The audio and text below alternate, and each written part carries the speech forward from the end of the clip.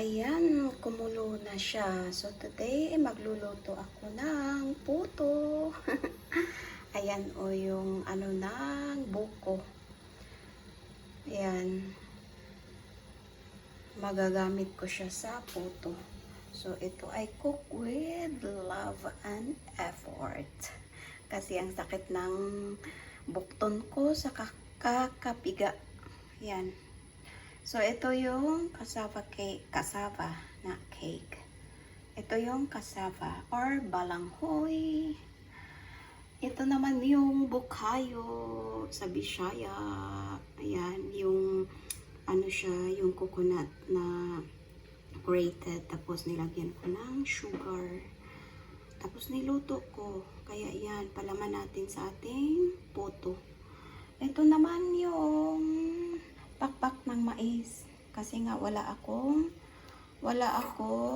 ano, yung coconut na leaf or no, oo, tama. So, kaya ito ang gagamitin natin. Yan. So, maglalagay na tayo dito. So, ito lang yung ingredients ko.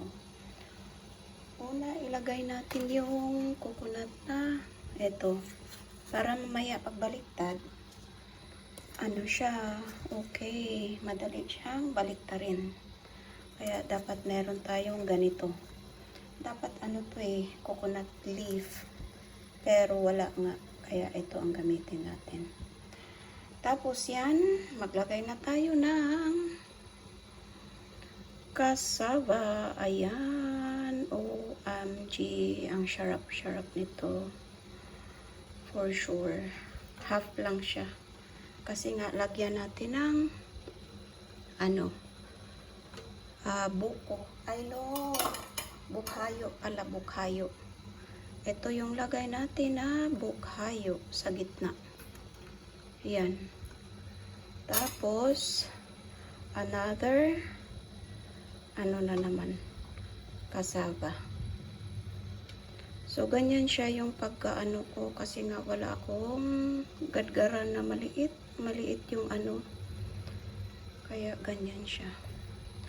Tapos, ito naman, plain lang. Walang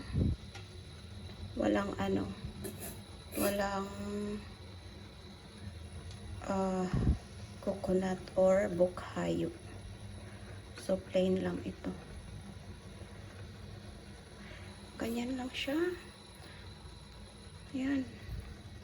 Ito, dalawa yung lagyan natin ng may bukhayo or coconut. Yan. Sarap. Yun, oh. Takpan natin yan mamaya. Tapos lutuin natin siya ng 45 minutes. I-steam natin.